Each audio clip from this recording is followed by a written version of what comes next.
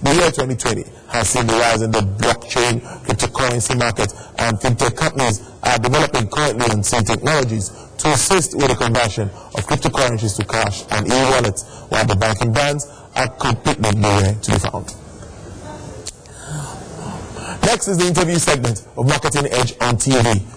We will be speaking to the Honorable Commissioner of Information and Strategy, Lagos State, Mr. Gbenga Omotosho. Enjoy the discussion. Alright, thank you very much for joining us on this segment of Marketing Edge on TV. Today I'm privileged to have the Commissioner of Information and Strategy, Lagos State, Mr. Gbenga Omotosho. Thank you very much for your time. Thank you. I'm going to start this way. How would you describe the recent COVID-19 experience, you being the Chief Information and Strategy Officer of the state? How did it come to you? Well, incredible, I would say. Incredible in the sense that it's a major calamity for humanity that was unexpected. Around the time that it broke out, nobody the previous year ever thought that something of that kind of such magnitude could ever come upon humanity. But it came, and then it was so disturbing, so sad, that to not maybe go and the kind of leadership we have in Lagos, Mr. Babajide Sanwo-Olu, the governor, and the team, the host location. So, like I said, it was incredible. It was a very tough experience, but very useful. Indeed, something would have come as a strategic plan, talking about information now, managing the information. How did you start with that, Honorable Commissioner? Well, the whole thing started very long time before everybody woke up to it in Nigeria, for example. As far back as December 2019, the Commissioner for Health informed the Executive Council, led by Mr. Babajide Sanwo-Olu, that something was going on in China, it might come here.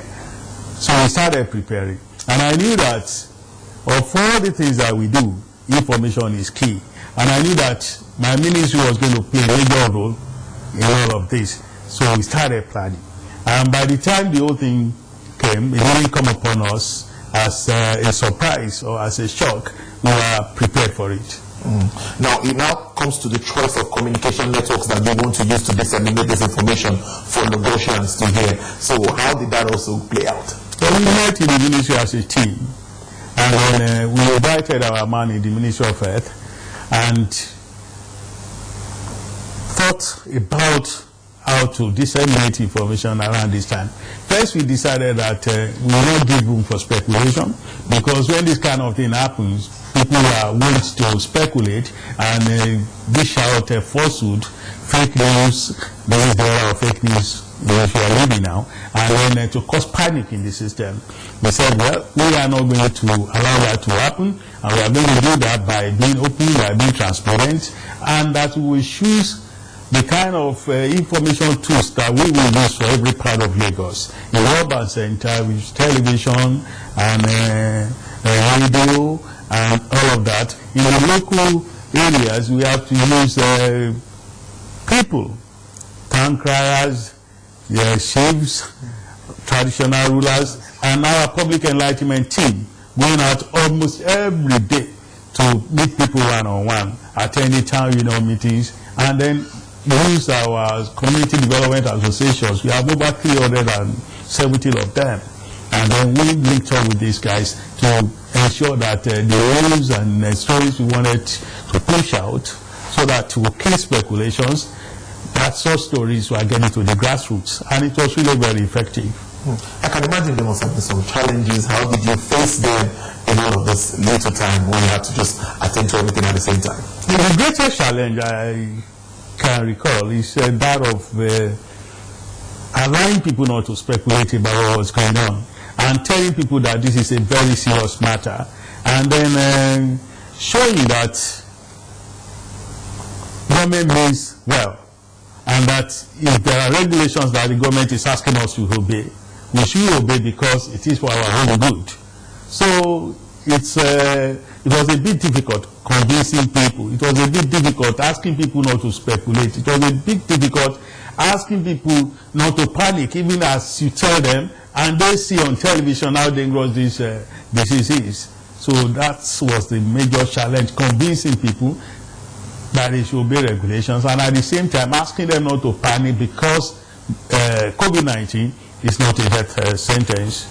Indeed, it's not a death sentence. Now, seeing the way Lagos excelled, because I must agree that Lagos really excelled in all of this, was it that there was a pre-planned, or when the Commissioner of Health said something was coming up, were you already preparing, or what was responsible for that? Because I know it's really a remarkable success. It's a question of leadership. Like I told you, the Commissioner for Health saw it late in December and announced, he told the governor that this thing that I am seeing in China could come to Lagos, and that it was going to go around the world the way it was coming up. And the governor, believing in his team, rallied everybody, and then, encouraged by the ESCO, we all came together and decided to tackle it, because we knew that Lagos was going to be a major port of call for this kind of thing. We have the biggest airport in the land, almost over 70% of traffic coming into Nigeria through Lagos. So we had no choice. We knew that it was not just a question of whether the thing was coming to Lagos, it was a question of when. So we started preparing early enough.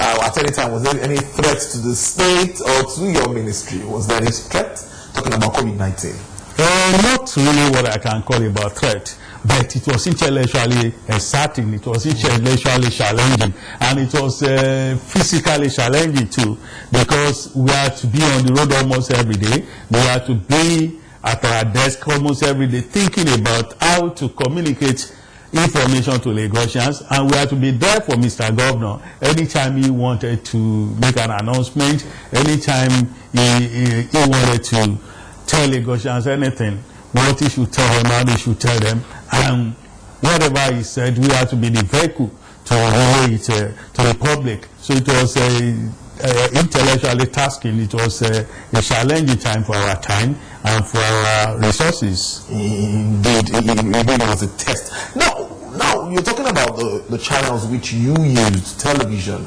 radio, of course, social media too, and all of that. Of course. Now, how would you assess our performance? Let me include myself now, because I'm a media person too. Our performance in disseminating these informations, a lot of live broadcasts, so tell us what you think about the media or how they reacted to this. Honestly, I think the media have done well. They have risen to the occasion. But I am not surprised about that. The Nigerian media, they have a history of rising to the occasion whenever the need arises. I mean, in the days of the military, what they did, bring about democracy to Nigeria. I mean, it's quite remarkable. And this one, the media saw it as a national challenge, if not a global challenge. And they rose to the occasion. And, they deployed everything that they needed to deploy, even at the risk of journalists' lives, because people were talking about frontline workers, talking about the health workers, about medical doctors and all of that. But honestly, I think journalists, they really, really tried risking their life to report the COVID-19 pandemic. And I give kudos to them. Indeed, Lagos remains an epic center. Now, what lessons would you say you've learned to prepare? We don't pray for any other global pandemic, but let's assume issues like this pop up again. Commissioner, what are you thinking? What else would you do, maybe do better? Now, I think the first lesson is that in everything be prepared. We have to prepare to avert calamity by preparing against it. And I think the lesson that this has shown us is that in preparing, you give room for eventualities. You give room for things that you may not even have prepared for, anything that may come upon you by chance. So preparedness is the first lesson. We need just to be prepared at all times, because we live in a world of in which you go to war every day. If not, you go to battle every day. So you see your job as going to battle every day. So you get prepared all of the time. I can't imagine. And now, managing the communication of COVID-19, did it anyway also affect maybe your projections or plans for the ministry, maybe activities you already had on ground? Were there any, any changes anywhere with regards to COVID-19? Yeah, of course, so much. Like I told you, around the time that it happened, the previous year, nobody ever planned. In preparing your budget, in preparing your plans for the year, in preparing your estimates, nobody ever planned that COVID-19 or something, the real world has happened, was going to happen. So there was no plan for it. So when it now came, it affected all the plans, almost all the plans that we had, the training programs, the trips that we were supposed to make, the regional offices that we were supposed to strengthen, our communication channels, our agencies that we were supposed to strengthen. It affected business, it affected all facets of life. So it really caused a major disruption in our programs. But like I said, we don't look at that in Lagos. What we look at in Lagos is what advantage can we take out of this? And I tell you, there have been so many advantages. And what we are now trying to do is to turn the calamity into a major advantage for Lagos to, from here, move forward. Thank you very much for watching Marketing Edge. Well, that is a wrap on the show for this week. Thank you very much for watching. Join us again next week for a fresh edition.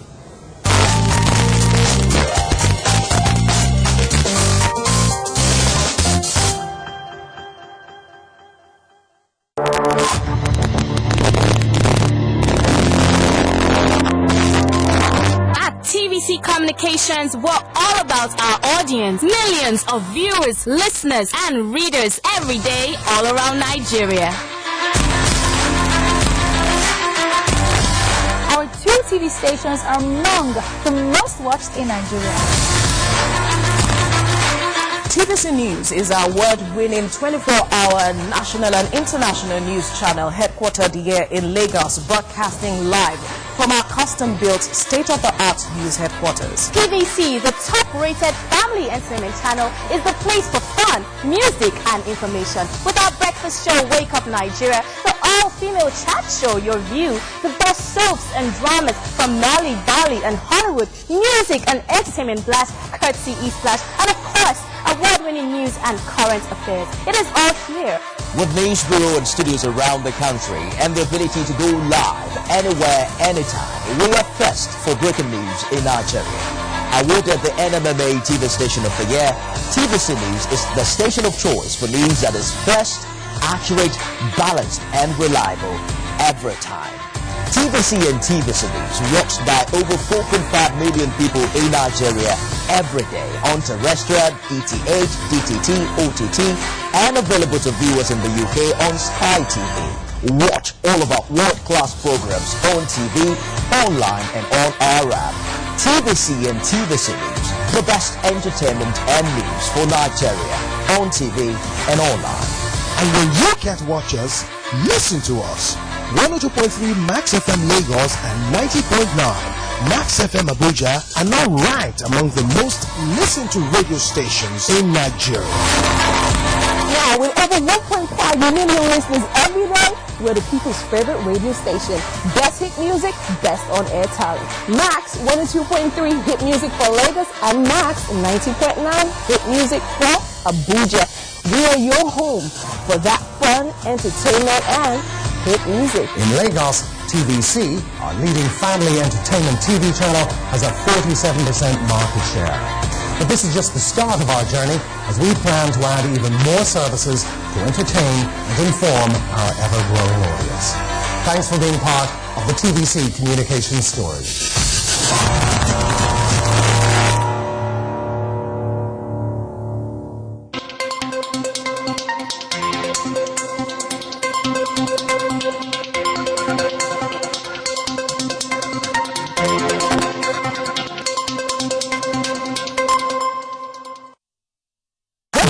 Turn on their TV for news. They want the facts, they want it straight, and they want the big stories of the day right now.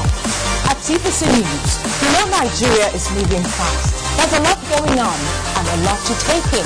With news bureau and reporters all over Nigeria, we capture the stories that matter first, fast, balanced, and accurate. That's why we are first with breaking news.